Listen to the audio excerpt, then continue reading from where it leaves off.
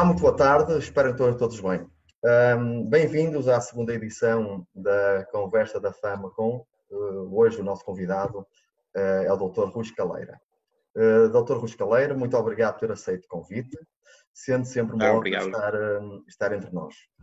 Dr. Rui, sei que pronto, é médico, pós-graduado em medicina esportiva, é especialista em cirurgia geral, é o diretor técnico ou clínico da Federação e acumula também como médico principal de saúde do Comitê Olímpico Português. Desafiava-o já desde este momento a dizer algumas breves palavras sobre o contexto do seu percurso até à data, né?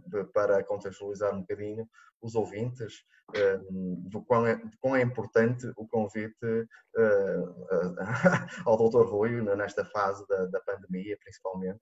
Portanto, que já é uma pessoa que colabora connosco e agora mais ainda acho que é pertinente, muito pertinente ter aqui entre nós tão ilustre convidado. Doutor, obrigado. Obrigado. Pedro, estás a exagerar, obviamente. Olha, em primeiro lugar, queria agradecer o convite que me foi dado da tua parte. E, portanto, antes de mais, aqui está-me a dizer que a conexão com a internet é instável, mas está tudo bem, não está? Em termos de internet, estás a receber bem, não estás? Ok. Tudo bem, não há problema. Ok, pronto, muito bem. Relativamente para começando a minha paixão pela medicina desportiva, eu de facto, desde cedo que eu pratico exercício físico, mais até no âmbito do fitness, já competi na área do bodybuilding, do culturismo, e como sabes o culturismo está muito associado à parte de suplementação, ao metabolismo e portanto isso foi puxando sempre por mim na área da fisiologia do desporto. E eu fui para a medicina não apenas por isso, mas também tenho outra paixão que é a cirurgia. Entretanto, fui sempre associando quer a cirurgia geral, quer a medicina esportiva, fiz a pós-graduação em medicina esportiva e desde cedo fui-me dedicando a uma área da medicina esportiva que é uma área em que de facto há pouca dedicação por parte dos médicos, que é a área do alto rendimento, nomeadamente associada às práticas que permitam a melhoria da performance. Isto está muito hoje em dia associado aos fisiologistas, aos nutricionistas, e eu como médico procurei desenvolver nessa área. E comecei a trabalhar com atletas de elite, com ciclistas do World Tour. Fiz um trabalho bastante extenso com o Rui Costa, o ciclista na altura, depois ele foi campeão do mundo e deixamos de trabalhar juntos por questões da equipa dele, com o Fernando Pimenta, com outros atletas, nomeadamente Luís Leão Pinto também, portanto vários atletas da elite e que me permitiram ganhar experiência. E confesso que eu com a natação tinha a Catarina Monteiro, trabalho com a Catarina Monteiro há muitos anos, há praticamente uma década, mas não tinha grande experiência com a natação, para além da Catarina Monteiro. Entretanto, eu recebi há uns anos, portanto, há um ciclo olímpico, o convite do atual presidente da Federação, António Silva, para começar a trabalhar com a Federação Portuguesa de Natação e comecei e de facto confesso que desde logo tive que abordar e aprofundar muitos conhecimentos da área da natação e estou muito feliz com o trabalho que temos feito e temos tido muitos bons resultados, felizmente a Federação tem vindo a crescer. Para além disto, trabalho com atletas de triatlo neste momento, da Federação Portuguesa de Triatlo, atletas olímpicos também. Estou a trabalhar com atletas internacionais também, que há alguns residentes no Dubai. Isto é importante eu dizer, porque mais daqui a pouco eu vou dar alguns exemplos do que está a acontecer no Dubai relativamente a esta questão da pandemia. E também tenho feito trabalho na área da nutrição desportiva, na Associação Portuguesa de Nutrição Entérica e Parentérica. Criei e coordenei durante alguns anos o departamento para a medicina e nutrição desportiva e, portanto, é uma área que eu gosto bastante.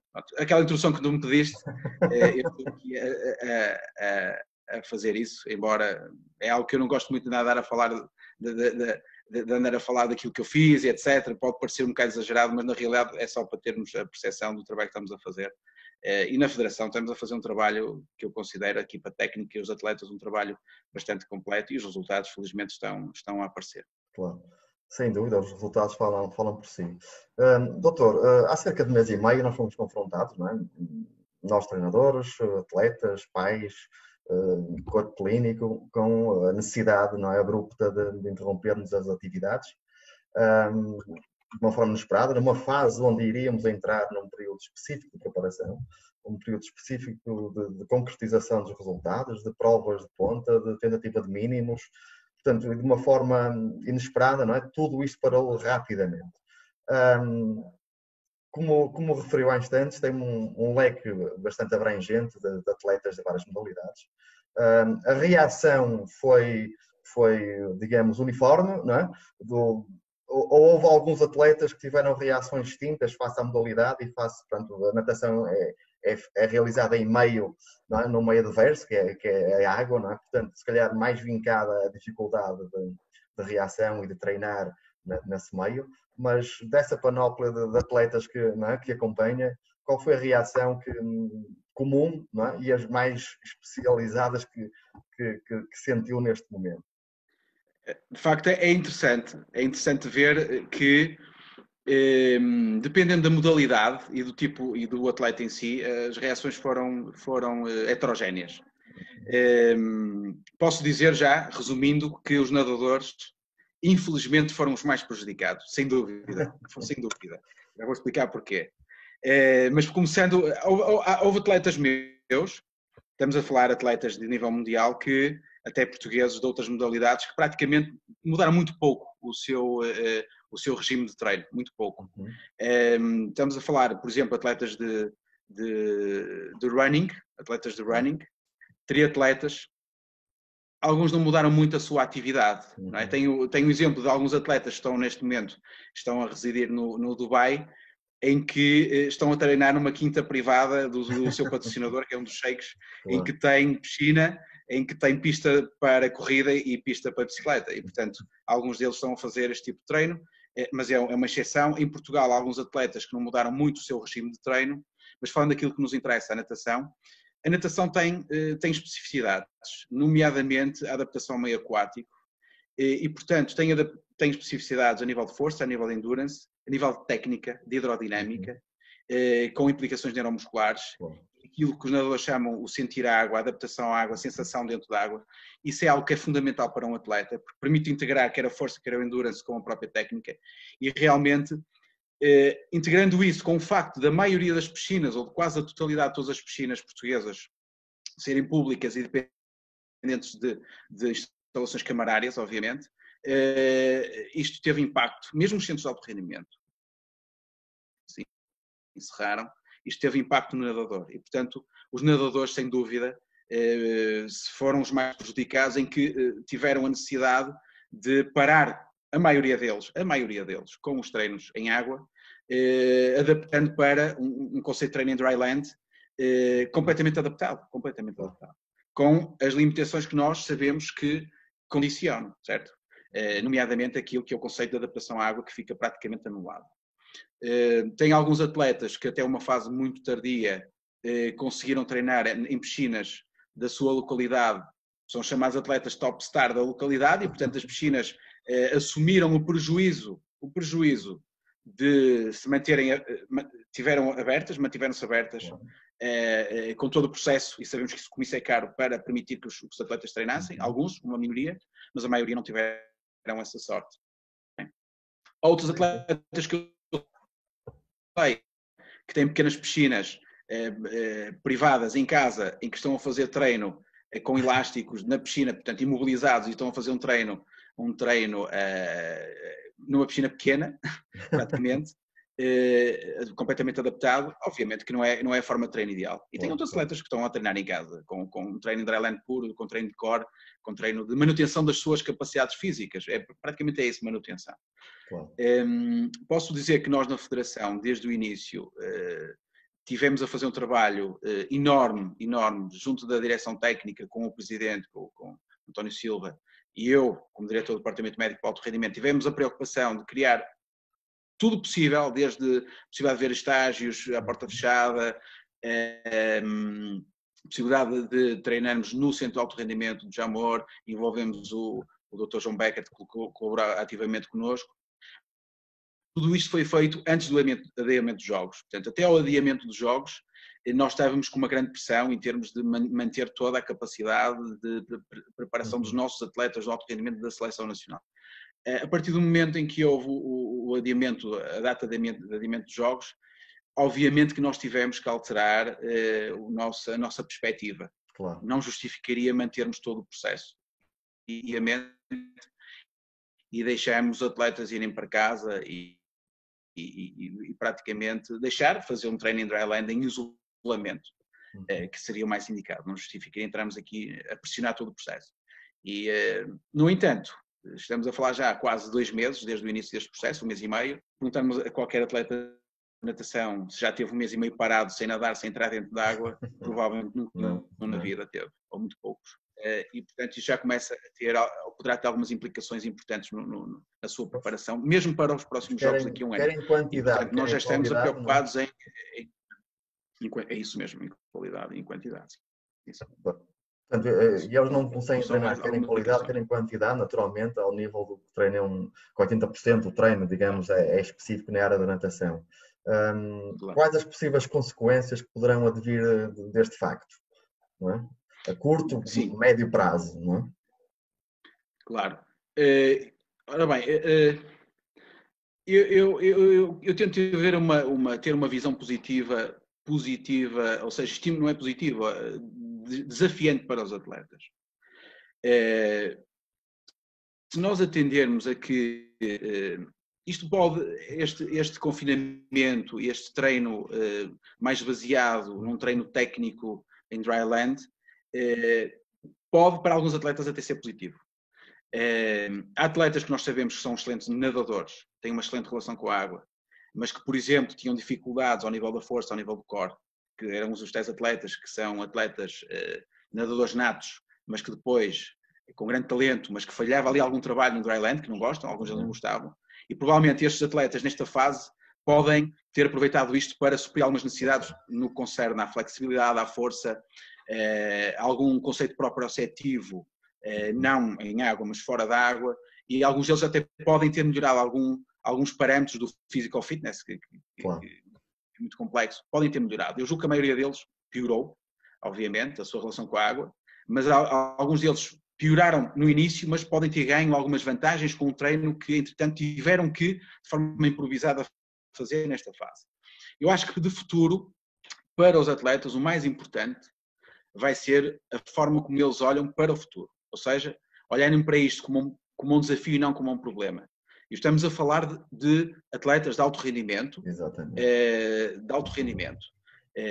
que vão ter jogos. Alguns já estão apurados, outros necessitam de apuramento.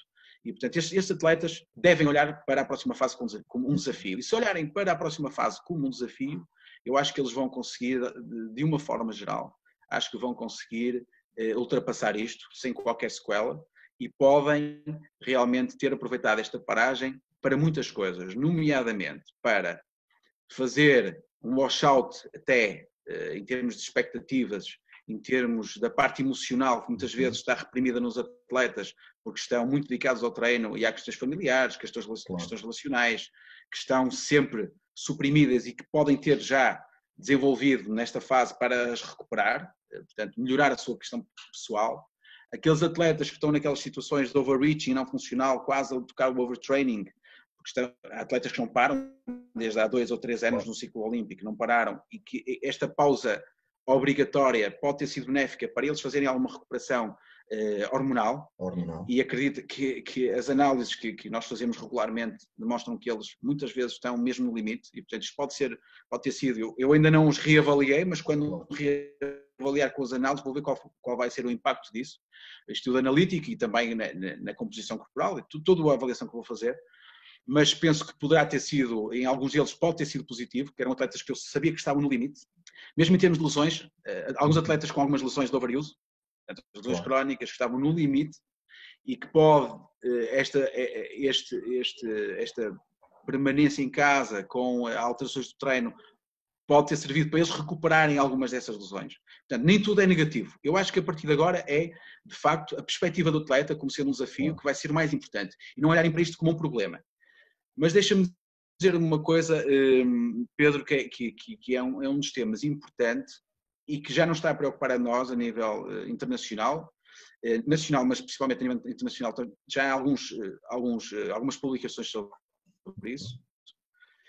E agora falando sobre o Covid, sobre a Covid-19 e sobre este vírus que é o SARS-CoV-2, especificamente, e que é, se me permitis, eu gostaria de falar sobre isto, claro. porque eu acho que sobre isto há pouca gente que vai falar na comunicação social, porque isto é um tema que fala-se muito sobre muita coisa para a população geral, mas para a população de atletas não há muita pouca coisa divulgada. E eu procurei pouca informação. Eu procurei trazer aqui alguma informação para nós percebermos, a mim como médico de medicina esportiva, do alto rendimento, o que é que me preocupa. Alto rendimento e no alto rendimento também das classes mais jovens, ok? Claro. Se me permitis, eu ia partilhar aqui uma informação, pode ser? Sim, Do claro, PowerPoint? Pode ser, Pedro? Sim, Deixa-me ver se consigo partilhar aqui o ecrã. Tudo que for para acrescentar, a gente agradece. Ok, consegues ver então esta imagem, certo? Sim, ok. Isto é os dados que foram publicados hoje, ou seja, até ontem, relativamente a esta doença da Covid-19, para o número de casos. Ok, e se nós olharmos para aqui para os dados, o que é que nós vemos?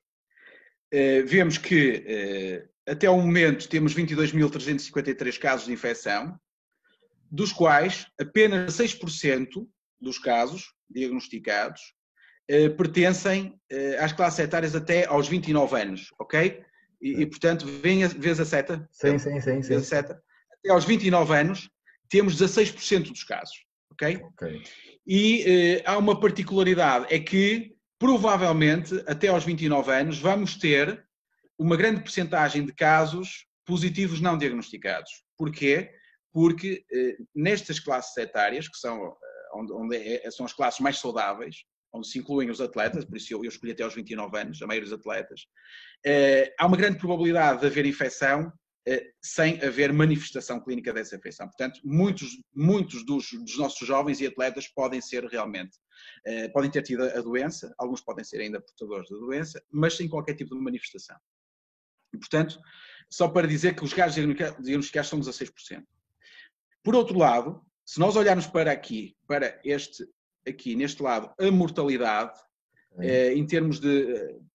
Deixa-me só reduzir aqui uma coisa, que é isto, ok? Em termos de mortalidade, até aos 29 anos, digamos que até aos 39 anos, a mortalidade em Portugal foi 0%. Felizmente, não houve mortalidade relacionada com Covid-19, de acordo com a nossa DGS, até aos 39 anos. Portanto, se nós olharmos para aqui, e estamos a falar de 820 óbitos no total, se olharmos para aqui, a mortalidade baseia-se, portanto, 67% dos casos está localizado para os idosos com idade superior a 80 anos. Um atleta olha para isto e qual é o primeiro raciocínio? Epá, esta doença não tem nada a ver comigo, não é? Esta doença não tem nada a ver comigo. Ok, não tem nada a ver comigo porque eu sou atleta, porque eu sou de alto rendimento, porque eu tenho, o meu sistema imunitário está muito forte, eu sou o maior, etc. Ok? Mas eu tenho... Desculpa, Rui, posso interromper? Mas por vezes, que não é o caso, não é? Mas quando em treino estão em overtraining, não é? Ou lá perto, o sistema imunitário tende também a ser deficitário, não é? Ora, tu estás-me a tirar as palavras. Porquê? Porque aquilo que eu ia dizer a seguir, e é aquilo que nos está a preocupar a nós como médicos da medicina do alto rendimento, é que isto em Portugal correu muito bem, ok? Para os jovens, mas também o confinamento reduziu em muito, podemos dizer até que pode ter anulado completamente a atividade do alto rendimento. Claro. O que quer dizer que nesta fase, a probabilidade de atletas que possam estar ou possam ter estado em overreaching, funcional ou não funcional, ou em overtraining era muito baixo. E aqueles que estariam a aproximar deixaram de o estar, ok? E o que nos preocupa realmente, e aqui vem o próximo slide, deixa-me ver se eu consigo aqui, e vou interromper isto, que é para colocar aqui este novo slide.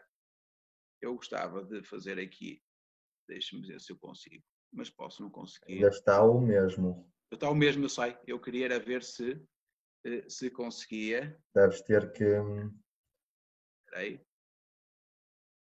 Aqui. Ok. Estás a ver este? Não. Ainda não. Mas eu Ainda já vou... não. Tens que clicar talvez partilhar tela, não é? É isso mesmo. Aqui assim.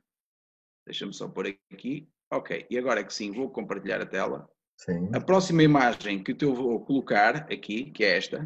Ok. Sim, Ok, estamos a ver. estás a ver?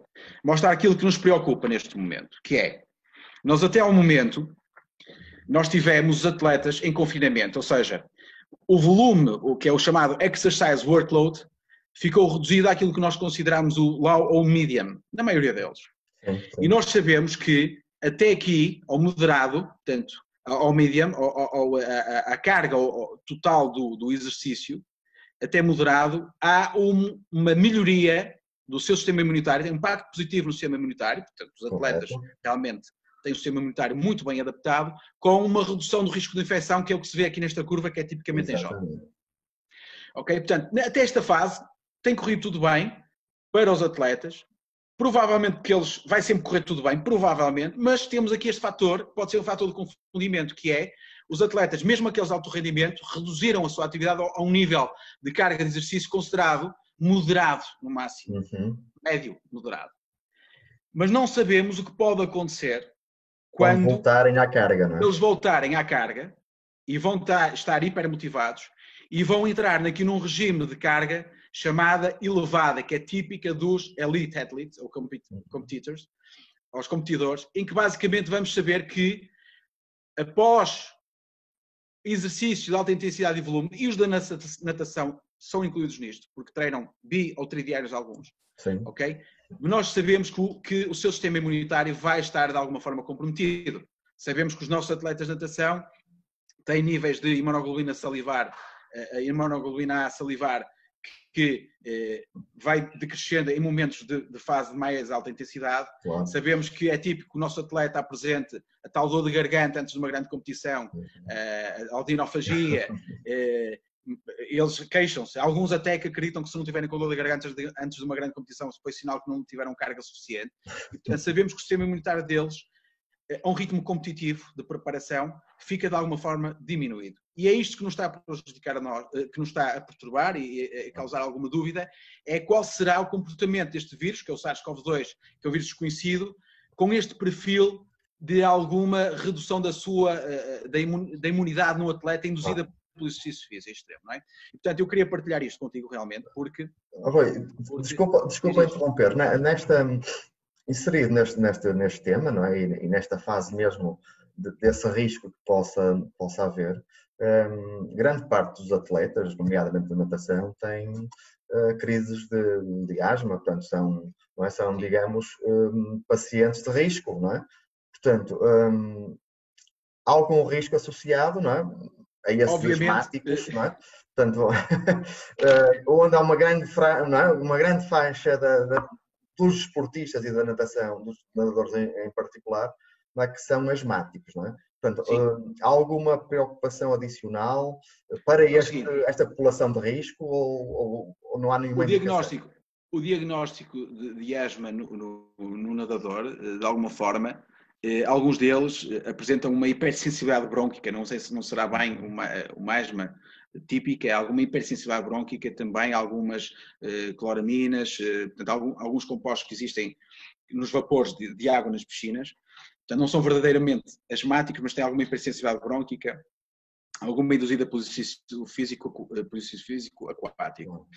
O que é facto é que se nós associarmos alguma hipersensibilidade brônquica, alguma fragilidade da mucosa respiratória a um treino de alta intensidade em água e fora d'água, se nós relacionarmos isto com um vírus que desconhecemos realmente todo o seu perfil de ação completa, como é o SARS-CoV-2, a melhor resposta que eu posso dar é: vamos ter que ter prudência.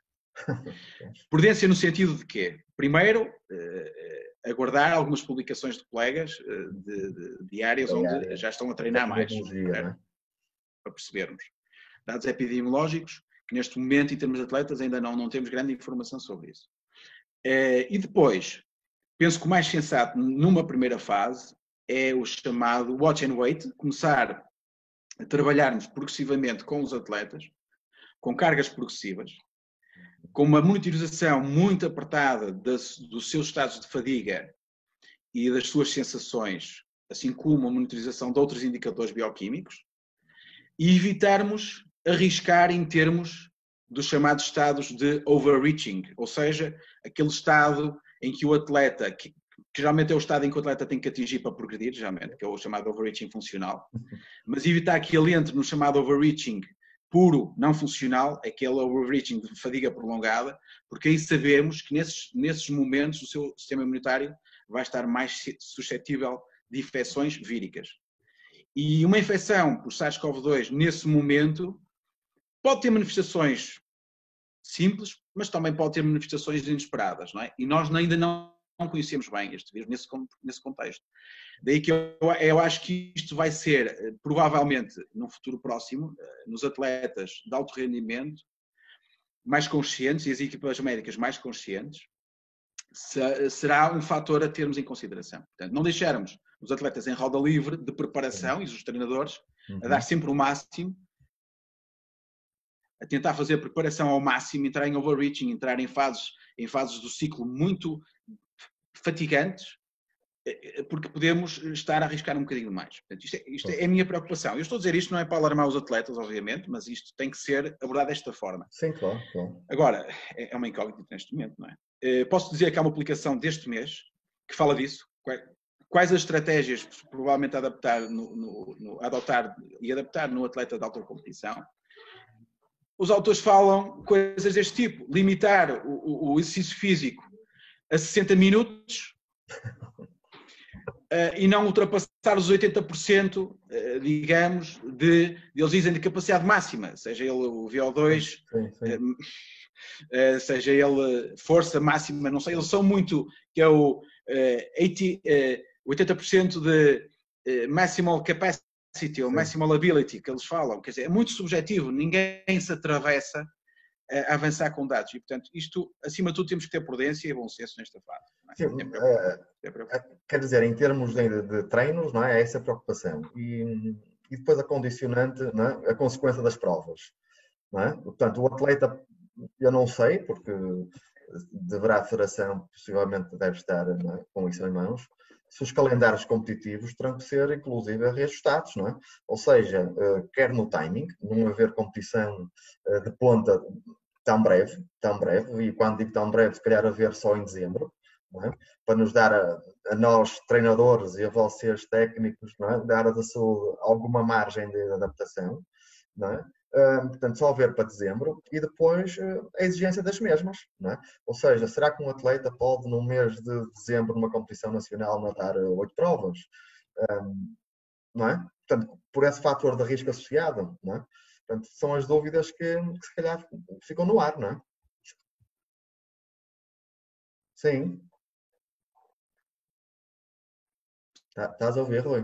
Completamente tudo estava aqui com algum problema de internet, mas eu acho que percebi qual é a tua ideia. A questão é esta, Pedro. Neste momento, nós da Federação, a nossa preocupação realmente é... Desculpa, Pedro, estás-me a ouvir agora? Desculpa, está muita interferência. E agora penso que já estará melhor. Se puderes, já está melhor, não é? 10 segundos atrás. Ok. Pronto, então vou repetir. Portanto, neste momento, nós na Federação estamos preocupados, e eu como no Departamento Médico de Alto Rendimento, Claro. Estamos preocupados no processo de retoma, acima de tudo do treino em água. Portanto, isto é um processo complexo. Isto é um processo que não envolve a Federação, obviamente, exclusivamente, não é? Sim. Dentro da Federação nós temos já um plano estratégico definido, obviamente, com o objetivo de proteger os atletas, assumindo sempre algum risco, mas protegendo os atletas, não é? Mas isto é um processo que envolve a DGS, envolve os centros de alto rendimento, envolve as estruturas camarárias, não é? Pronto, as estruturas de piscinas. Portanto, isto é um processo tudo gerido também pelo IPDJ, obviamente. Pronto. Portanto, isto é uma situação complexa. Agora, falando da parte da Federação do Departamento Médico de Alto Rendimento, o objetivo é começarmos com segurança, e o objetivo seria mesmo em maio, começarmos para os atletas de alto rendimento e da seleção nacional, começarmos a ter capacidade para eles voltarem a um regime de treino em água. Isso é o objetivo. Estamos a falar da retoma do país, não é? E o objetivo para nós, estamos a falar de atletas profissionais. E, portanto, é importante pensarmos nessa questão. Relativamente aos restantes atletas, aos não profissionais, aos não pertencendo ao plano do alto rendimento e não seleção nacional, aí a situação penso que será ainda mais complexa. Porquê? Porque é um volume de atletas ainda maior. Há restrições em termos de... Deverá haver restrições em termos de área permitida por atleta em espaço público para a prática do exercício físico. Já foi de 4 metros quadrados, 8 metros quadrados agora, é o que nós estamos... Penso que agora está nos 8 metros quadrados por atleta, não é? 8 metros quadrados. Obviamente que em termos de alto rendimento é sempre possível considerarmos uma pista por atleta. Uma pista por atleta, provavelmente haverá piscinas que podem não justificar abrir nos clubes para ter um atleta por pista, que pode não ser rentável. Portanto, isto tem que ser tudo discutido. Agora, pondo esta situação em cima da mesa, neste momento não temos condições para discutir, na nossa opinião, do departamento médico, discutir campeonatos nacionais, provas. Acho que este não é o momento de discutir provas. Nós nem sequer começamos a treinar, quanto mais discutimos provas. Depois outra situação que é, aquilo que não pode acontecer ou não deve acontecer é haver provas que vão beneficiar os atletas que tiveram melhores condições de treino relativamente a outros atletas, a outros clubes. Isto não deve, no desporto, o desporto preza-se pela igualdade. Não é? E, portanto, se há um clube que teve a facilidade de treinar mais cedo, durante mais tempo e com melhor preparação, acho que esse não deve ter vantagem a nível competitivo se nós criássemos uma competição a curto prazo. Porque há clubes que provavelmente não vão conseguir treinar para a competição. Portanto, nós devemos também pensar na capacidade distributiva do desporto. E nesse contexto acho que é precoce em falar de competição. Os Jogos Olímpicos estarem agendados já para o próximo ano, para muitos pode parecer uma data... falta muito tempo, é um ano para os Jogos. É uma data apertada. Apesar de tudo, é uma data apertada. Depois de uma paragem tão acentuada, não é? Como? Depois de uma paragem tão acentuada como nunca tiveram. Acima de tudo, porque nós não sabemos como é que... o organismo vai reagir, não é? Não sabemos como é que a coisa vai evoluir. Outra situação importante, nomeadamente em Portugal, é que nós todos portugueses estamos de parabéns com esta primeira abordagem ao pico inaugural de Covid-19 em Portugal. Estamos de parabéns, cumprimos muito o confinamento, o isolamento, mas na realidade, tem aqui um intruso, o meu rapaz, a entrar por trás aqui. Mas na realidade, não sabemos agora, na retoma das atividades da população, qual é o comportamento em termos epidemiológicos desta infecção na população. E podemos ter uma de duas. Ocorre muito bem ou ocorre muito mal, não é? Exatamente. Ocorrer muito bem é as coisas estarem como estão agora, eventualmente com uma outra variação ligeira. Ocorrer mal é podermos ter um pico exagerado até relativamente ao primeiro pico. Portanto, é precoce para estarmos agora a definir planos estratégicos muito bem, que nós gostamos todos na área do desporto, não é? Fazer os macros programados. Neste momento ainda é precoce. E, portanto, temos que ter prudência nas nossas decisões. Obviamente que aquilo que, para além do treino, aquilo que é importante nos atletas, e provavelmente tu vais-me falar disso a seguir, não sei, é a nutrição. Sim, é uma das questões que queríamos abordar, que é durante o ciclo normal, não é? Antes da pandemia, não é? Em termos muito gerais, quais são as preocupações que os atletas deverão ter. E agora de uma forma mais significativa, não é? Isso que há com uma estratégia totalmente distinta, o que é que eles terão de se preocupar neste momento, na certeza que, não nesta fase, mas na fase, também concordarás, penso eu, na fase dita normal, por vezes, até o atleta casual, não é? Nota-se algum abuso de suplementação, não é? Não é? Sem conselho médico, sem qualquer prescrição. Portanto, nota-se em várias modalidades, se calhar até nem tanto na natação, atrevo-me a dizer isso, mas em várias modalidades, mais de massas, não é? Como o running, não é? Mais de massas, algum possível abuso dessa suplementação. Não é? Portanto, queria falar um bocadinho acerca disto, não é? Da preocupação antes de e durante agora a pandemia, não é? E o que é que se perspectiva também o após, não é? Se há já alguma indicação também nesse sentido. Ok. Há aqui uma coisa interessante. estas situações de pandemia, isto é uma coisa nova para todos nós, não é? É para todos nós, Impensável. nossos pais, avós, alguns avós com mais idade podem ter contactado com a gripe espanhola e algumas coisas dessas, alguns que possam estar vivos neste momento, mas isso se calhar é raro, mas pronto. Mas a questão é, isto é uma situação nova. E é interessante ver como estas situações de pandemia fazem com que as pessoas tenham mais percepção do que é da importância da saúde, claro, e do autocuidado, do seu autocuidado. Eu vejo algumas federações, e muito bem, atenção, preocupadas agora nesta fase, a colocar no Instagram e no Facebook, cuidados que o atleta deve ter nesta fase, comer alimentos hortofrutícolas, ricos em X, Y, etc. É importante.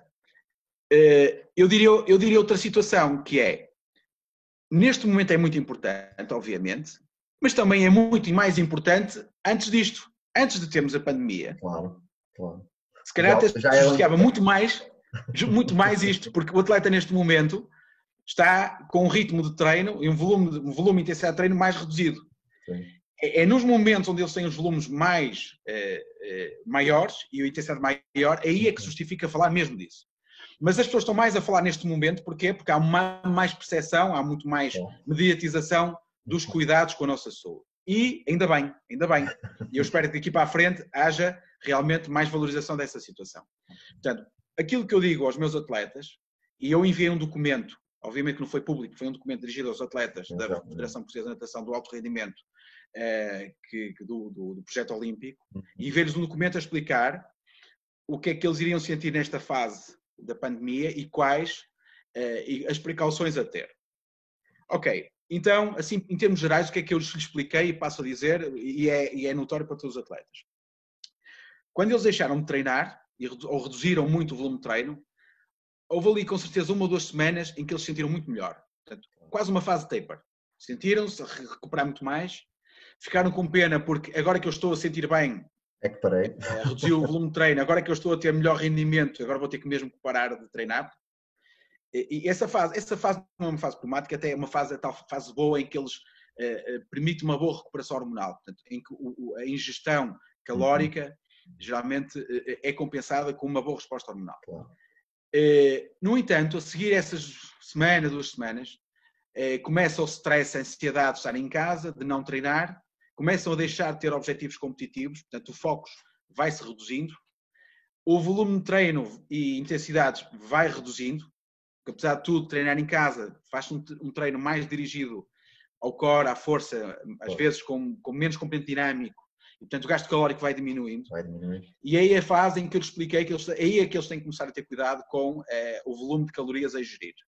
E preocuparem-se sempre em fazer uma nutrição, uma alimentação funcional, em detrimento de uma alimentação emocional. E expliquei-lhes também que isso seria fácil nas primeiras 2 semanas, 3 semanas, mas a partir da 3ª, 4ª semana também teríamos que alimentar a parte emocional. E, portanto, seria normal eles comerem alguns doces. Isso seria perfeitamente previsível, eles comerem alguns doces. E aí eu disse, pronto, vocês façam aquilo que quiserem, tenham cuidado, que depois eu estou cá para tentar resolver isso. Ok? Pronto. Mas sempre com umas linhas de orientação importantes. E são as tais linhas de orientação dirigidas a uma ingestão rica em alimentos que têm grandes componentes antioxidantes. E, de facto, os hortofrutícolas, as frutas, os vegetais, os cereais são muito importantes. No conceito dos antioxidantes, as gorduras de boa qualidade, portanto, as poliinsaturadas ricas em ácidos graxos ômega 3, por vários motivos. Primeiro, porque são vetores importantes de vitamina D. Quando as pessoas estão mais tempo em casa, menos expostas ao sol, isso também depende da casa que têm, não é? Menos expostas ao sol, os níveis de vitamina D têm a tendência para diminuir. E, portanto, a vitamina D é uma vitamina lipossolúvel e, como tal, precisa de um vetor lipídico para ser ingerida. E, de facto, as gorduras boas são uma boa opção. Eu, por vezes, explico que até mesmo ingerir o atum, em vez de ser em água, ingerir atum em azeite, desde que bem escorrido, tem vantagens de haver um maior aporte de vitaminas lipossolúveis, porque apesar de tudo são gorduras boas, podem ser saturadas, não é? Os ácidos graxos ômega 3 presentes nos peixes, presentes em vegetais, são importantes também. Porquê? Porque permitem o tal componente anti-inflamatório próprio dos ômega 3 também. E ajuda também no anabolismo, na recuperação. São todos conceitos que, não vou agora aprofundar muito isso, mas conceitos que tentei passar relativamente a esta fase de confinamento. Portanto, ter atenção à ingestão calórica, embora eu sei que, já sei o que é que vai acontecer naquelas cabeças, há sempre uns excessos, vamos aumentar o input e reduzir o output em termos calóricos, não é? Mas, de facto, ter esse cuidado, manter bons níveis de hidratação e preocupar em fazer uma alimentação regrada com alimentos. Suplementação nesta fase, de uma forma geral, não, excetuando um ou outro atleta possa querer tomar um multivitamínico, ou a tal vitamina D, se quiser tomar, aqueles que já tinham hipovitaminose D documentada, esses sim, da indicação para manterem a ingestão de vitamina D. Antioxidantes, prescrevo com regularidade a vitamina C, é hidrossolúvel, tem uma boa absorção, mas mais do que isso não. Ou seja, as proteínas, a creatina monoidrato, a betalanina, a arginina, a glutamina, portanto, os suplementos que geralmente nós prescrevemos durante os ciclos preparatórios mais agressivos, que têm efeito ergogénico, neste momento não. Não por vários motivos. Primeiro, porque os atletas estando em casa conseguem fazer uma ingestão, conseguem, se quiserem, fazer uma ingestão adequada daquilo que é bom para eles, macro e micronutrientes. E por outro lado, porque neste momento não precisamos de grande capacidade ergogénica, não precisamos de grande performance. Neste momento estamos numa fase de manutenção e, portanto, não justifica fazer suplementação. Obviamente que quando começarmos, a conversa será outra. Porquê? Porque a suplementação, quando nós prescrevemos suplementação, e é isto que é importante as pessoas perceberem, há dois grandes motivos para prescrevermos suplementação. O motivo é quando o atleta não consegue ingerir os macronutrientes ou outros nutrientes específicos, não consegue ingerir aquilo que necessita para repor o que gastou. E se nós pensarmos que há atletas a fazer treinos tridiários de natação, bitridiários, que estudam e que não têm tempo para ingerir as calorias gastas, um pós-treino, nomeadamente com carboidratos e proteínas de absorção rápida, como é a proteína de soro de leite, isolada, por exemplo, a glutamina associada, que também tem um efeito imunomodulador positivo, fará sentido. Agora, neste caso, eles estão em casa, não se precisa disso. Portanto, a tal motivo, primeiro motivo, substituir, ou melhor, repor a incapacidade do dia-a-dia de colocar os nutrientes necessários, é um dos motivos. Obviamente que mesmo assim é possível usar alimentos considerados normais para repor essas necessidades. O leite é um excelente alimento para tomar no pós-treino, exceto para aqueles que têm intolerância à lactose, mas já existe leite sem lactose também, e magro, e portanto é uma possibilidade também. Portanto, hoje em dia é possível preparar sem suplementação. Obviamente que ao mais alto nível é difícil. Porquê? Porque entra depois o outro componente, que é a utilização de substâncias, de suplementos nutricionais com capacidade ergogénica. E nesse caso em particular, eles são extraídos da sua matriz nutricional e são concentrados. Falo da creatina, da betalanina, por exemplo, em que há efeito comprovado ergogénico para determinado tipo de esportes e que realmente faz sentido suplementar os atletas de alto rendimento para a competição. Faz sentido. Obviamente, se eles não fizerem um trabalhinho direito no concerne à nutrição normal dos macronutrientes, não são estes suplementos que vão realmente substituir todo o trabalho, assim como todo o trabalho de treino, não é? De adaptação ao treino. Complementa, não substitui, não é? Complementa, não substitui. Complementa. É sempre uma vantagem, não é? E deve ser, obviamente, integrado com tudo o resto, com o treino e com o repouso. Não é? De uma forma geral, um atleta não deve tomar suplementação sem orientação. Porque realmente tem a ver com o desporto que faz, há suplementação indicada, há outra que é contraindicada. A creatina monoidrata é excelente para desportos de alta intensidade e de força, mas dado que, por exemplo, ela pode incrementar até 1 kg de peso relacionada com retenção de água intramuscular, depósito de glicogênio associado, há desportos que dependem do peso, nomeadamente o running. Não, estou a falar em termos mesmo até de relação de gravidade, peso-potência. Ciclismo, em que há atletas que não gostam da creatina, por exemplo, que sentem-se mais pesados, mais presos. Mesmo a própria natação, nós temos a impulsão que nos melhora a relação peso-potência, mas há atletas que se sentem muito presos, por exemplo, com a creatina monoidrato, sentem-se tão presos ao ponto de mudar a sua técnica de nado, fazem movimentos menos fluidos, e isso tem impacto ao nível da sua performance. E, portanto, é preciso analisar isto com calma. A betalanina tem outras particularidades. Estou a falar de 2 dos suplementos que são interessantes neste contexto da natação, e mesmo assim é preciso integrar todo o processo. Porque se não for integrado, o atleta vai tomar um suplemento e não vai ter uma melhoria do seu rendimento, pelo contrário. Vai piorar o seu rendimento e não vai saber porquê. Nem o treinador vai saber porquê. Pior o treinador.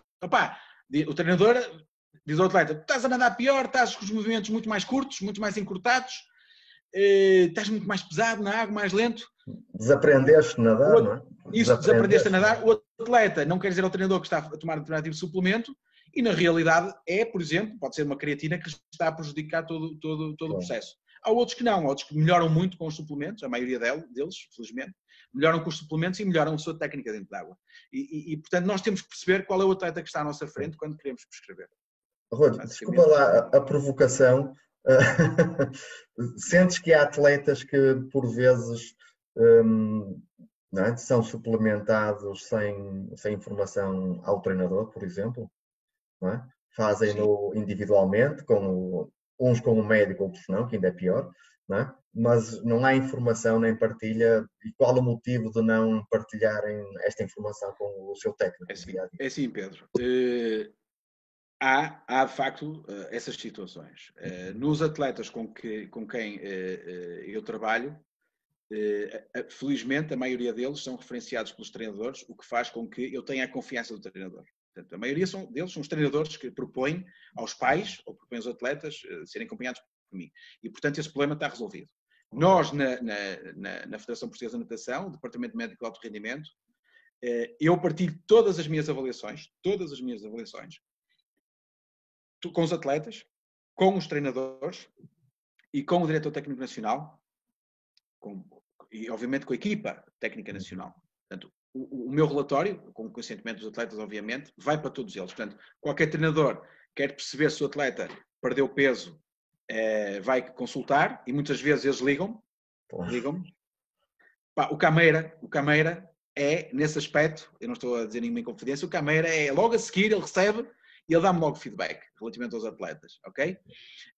O Zé Machado também faz isso. Os outros treinadores todos fazem, mas o Cameira é interessante porque o Cameira é logo, respondeu, me envia, passado 10 minutos, está-me logo a fazer comentários sobre os atletas e portanto, mostra como é importante esta relação e esta situação. Quando há algum problema com algum atleta, eu envio o relatório e falo diretamente com o treinador. Quando eu inicio um esquema novo, eu falo com o treinador a explicar, atenção, vamos iniciar isto, vigia esta situação, certo? Eu falo contigo também sobre isso, sim, não é? Falo contigo sobre isso, não é? E, portanto, sobre essas situações... Eu sou testemunho dessa realidade também. Não é? E quando um treinador me diz que o atleta está com alteração da técnica ou alguma particularidade, a primeira coisa que eu faço é rever mentalmente no processo o que é que eu posso estar a fazer que possa estar a prejudicar o atleta. Ou seja, eu tenho que ter autocrítica daquilo que faço. E é fundamental nós todos estamos no processo. Portanto, é mau o médico virar-se, não, o culpa é o treinador que está a dar o treino errado ou que está a fazer uma carga excessiva, etc. Não, tenho que ver primeiro se há alguma coisa que eu possa justificar do meu trabalho. Se for, tento mudar e converso com o treinador. Se eu acho que não, digo, olha, acho que não, vamos tentar fazer isto em conjunto. Portanto, é fundamental. Quando um atleta opta por tomar suplementação sem acompanhamento ou com um acompanhamento personalizado por um médico, mas não expõe essa informação ao treinador, e os motivos para não expor podem ser vários, até pode ser para que o treinador não tenha acesso à informação para depois não dar aos outros atletas, para os outros atletas não saber o que é que o atleta está a fazer. Podemos pensar em tudo, não é? Sim, pensar tudo. Mas se isso acontecer, podemos entrar numa questão de realmente desajuste entre as expectativas do treinador e do próprio atleta. E isto é preocupante, obviamente. Não há aqui forma de trabalhar a não ser em conjunto. Equipa, não é? Em conjunto. É uma E equipa infelizmente, multidisciplinar não é, que faz crescer o atleta, não é? O treinador não domina todas as áreas naturalmente, não é? E claro, então vai-se reunir dos técnicos claro. especializados na área, não é? Claro. Muito bem. Mas agora, nesta situação da Covid-19, vamos ter que envolver, isto vai necessitar realmente de haver aqui uma discussão muito profunda sobre esta situação e sobre o treino e sobre o atingir o pico de overreaching, ou seja, de levar ao limite fisiológico dos atletas, porque realmente já era complicado até agora, nós estarmos no limite e definirmos qual é o limite do atleta. Agora vamos ter que assumir, ou podemos ter que assumir isto com algum risco, ou evitar atingir o limite. Eu acho que preparar para os Jogos Olímpicos com receio de atingir o limite fisiológico do atleta, Exatamente. acho que é péssimo. Na minha opinião, é péssimo. O atleta, quer dizer, ou se prepara para os Jogos, ou não se prepara, não é? E o atleta tem que ter confiança no processo. Daí que isto é tudo muito novo e vamos ter que ter muita prudência para ver se realmente há segurança no processo. Claro, Eu claro. acho que isto é uma grande E é discussão. como tu dizes, não é? O agosto de 2021 está aí à porta, não é? Não tenhas Não há dúvidas. tempo para grandes experiências, não é? Mas o que é Se tu certo é que há muita pensares, incerteza, não é? é que está aí à porta para os atletas que já têm o apuramento feito. Sim, Já sim. está aí à porta. Porquê? Porque o atleta tem o apuramento feito, mas o facto de ter apuramento feito não é dado que o tempo dele seja o tempo atual. Portanto, ok? Foi no tempo, em pico de forma, num determinado momento.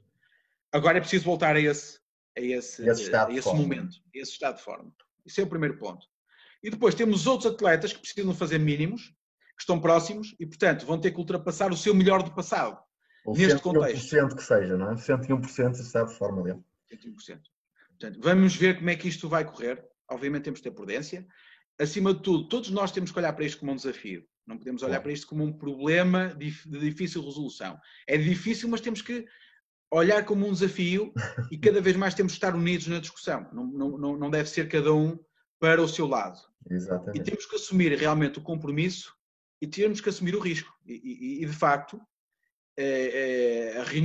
a próxima reunião que eu tiver com os atletas e com os treinadores, o meu foco de discussão vai ser este, que é, vamos ter que definir se vamos assumir o risco de levar uma preparação para uns jogos como se não houvesse Covid-19, não é? Como se não Sim, houvesse. sim. E assumir que o nosso sistema imunitário, em determinados momentos, vai ficar deprimido. Sim. Para isso, algumas situações que vamos ter que fazer. Os testes serológicos, os testes de imunidade, são importantíssimos para percebermos se há atletas que já estão imunes à doença. Por outro lado, isto também é uma incógnita, não sabemos qual é o perfil de imunidade que este vírus gera. Se gera imunidade completa, se gera uma imunidade... Tem mutações constantes, não é? Todos os vírus vão tendo Não é? Tem mutações. mutações Algumas constantes. o próprio vírus da gripe, é por isso que nós vamos fazendo sempre atualizações à vacinação. Exatamente. Mas temos um vírus da gripe por um lado e temos, por exemplo, um vírus do HIV que não há vacina, não há possibilidade de vacinação, não é? Sim. Não é? E, portanto, a questão é que temos que ver para que lado vai este tipo de vírus, não é? Para que lado vai.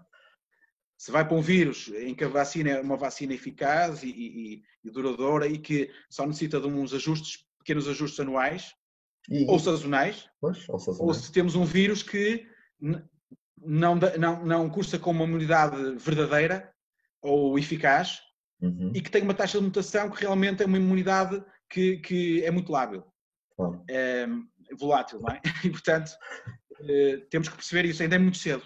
Infelizmente, E tens alguma previsão de quando é que a vacina estará disponível? Não é? Porque só aí é que eu penso que os medos ficam, na realidade, quebrados. Não é? Sim. Mas mesmo com vacinação, depois vamos ter que ver qual é a resposta a longo prazo da vacinação. Não é? Portanto, há aqui algo que esta pandemia pode vir a mudar, que é o paradigma da investigação e dos estudos que são necessários para comercializar determinado tipo de fármacos ou vacinas. Não é? Nós, no passado, era necessário estudos de várias fases até haver uma comercialização de determinado fármaco. Por vezes é necessário 10 anos para comercializar um ano. Neste momento, já sabemos que há entidades que estão a investigar vacinas, já estão em fase de teste em humanos, algumas até com resultados promissores, mas isto vai depender da forma como o paradigma de comercialização desses produtos vai evoluir. Se decidir que o paradigma é um pouco um paradigma quase de calamidade pública em que é necessário sair a vacina, custe o que custar, podemos ter uma vacina até ao final do ano, por exemplo. Se o paradigma não mudar muito, podemos ter uma vacina até ao final do ano de 2021. Eu quando disse final do ano de 2021, certo? Ou pode até surgir uma vacina nos próximos meses. Eu não sou mais indicada para responder a isto agora. Está dependente de vários fatores, nomeadamente dos paradigmas do que é comercialização e distribuição na população de produtos relacionados com o tratamento e vacinação. Não é? Muito bem, Rui.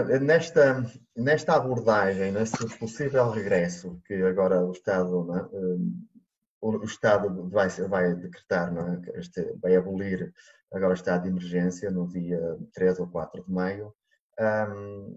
Vês que haja algum regresso progressivo dos atletas, não é? Em primeira instância e depois dos utentes das piscinas em segunda instância, onde os atletas em primeira instância se calhar poderão ser os pioneiros, não é? A quebrar os medos ao resto dos utentes da piscina, não é? Se calhar será esta a tendência, primeiro os atletas quebrar esses medos e depois progressivamente os utentes terem confiança e segurança, não é?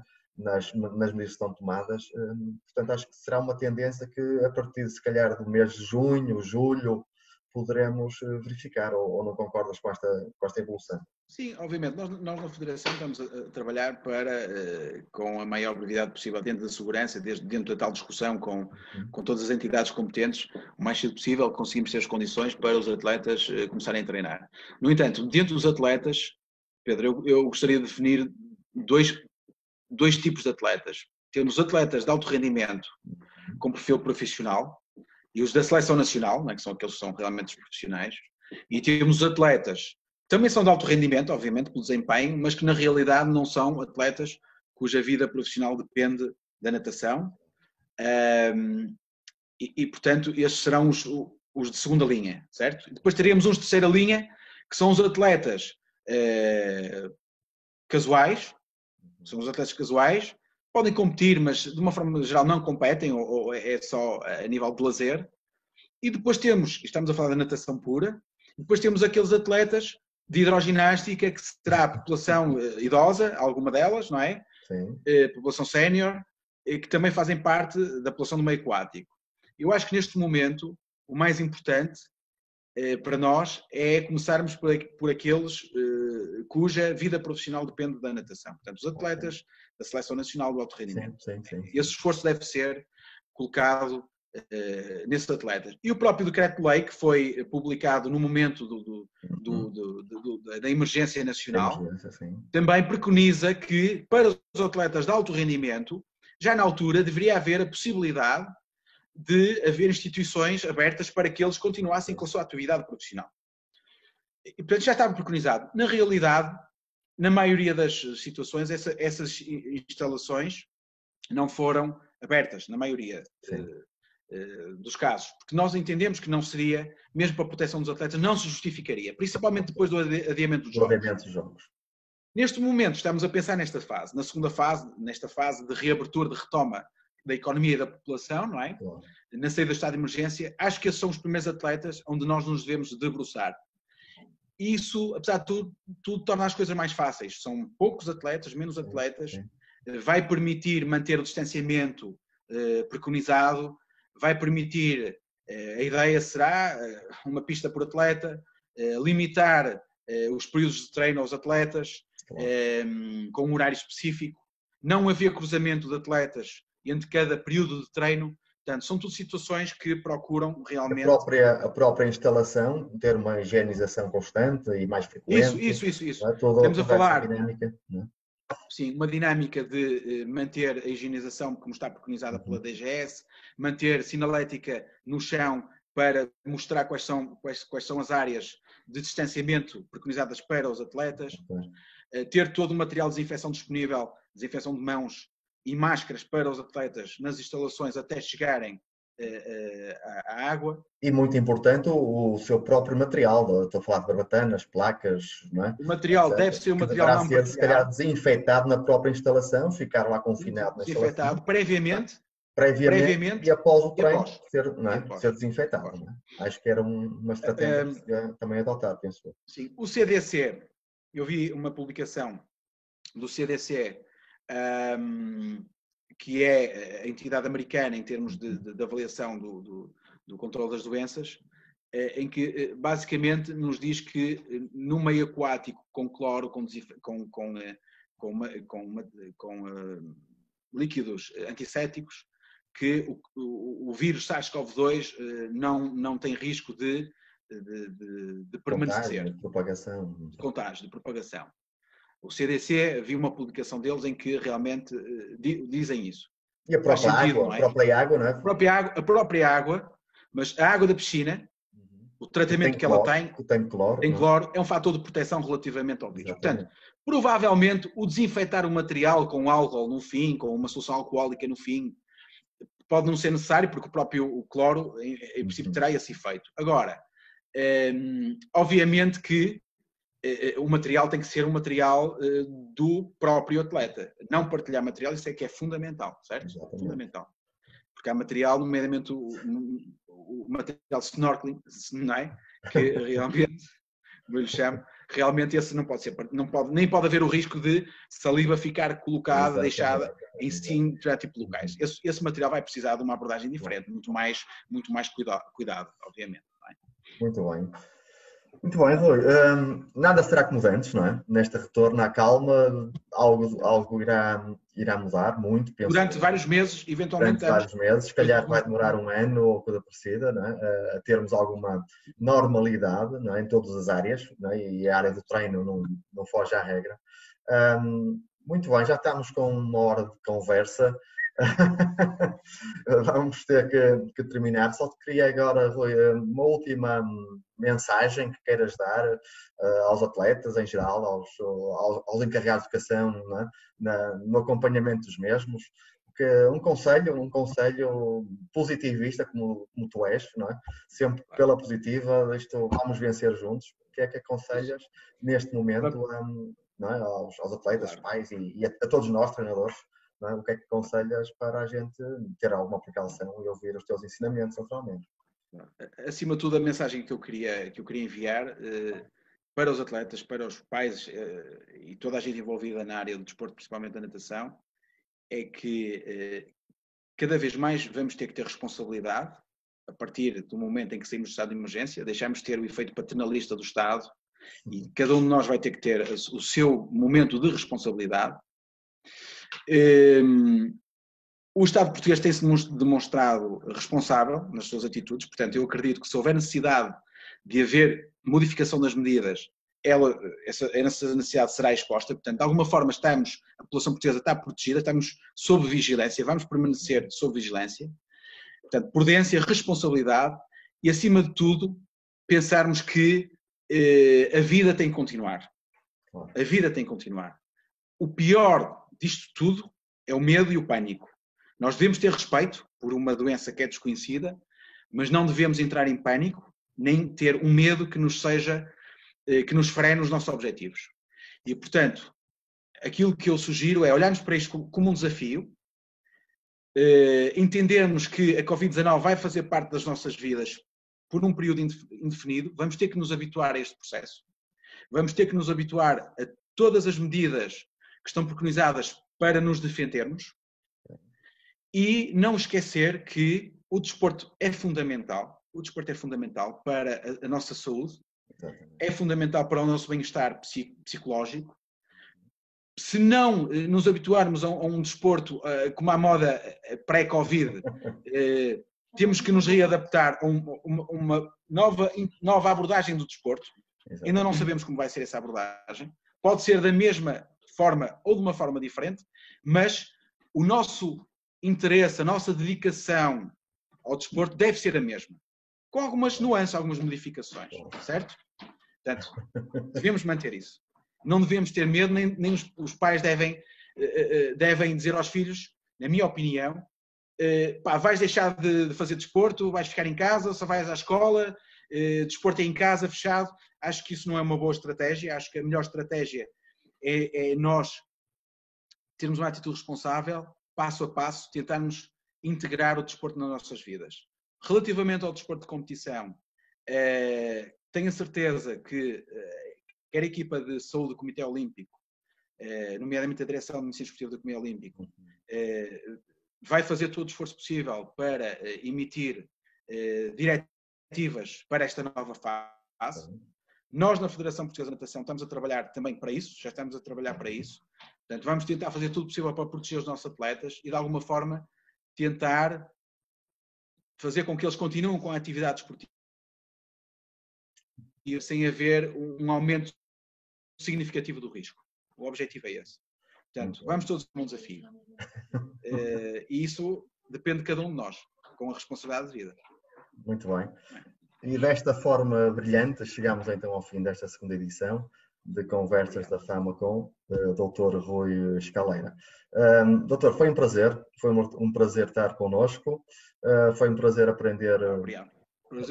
aprender sempre consigo e partilhar os seus ensinamentos com os nossos atletas, pais, público em geral, amigos. Portanto, é para isso que nós estamos cá, é nesta partilha constante que penso que crescemos todos. Portanto, muito obrigado. Continuação de uma boa tarde e no próximo domingo cá estamos com um novo convidado. Fiquem bem. Obrigado. Obrigado. Obrigado, Rui.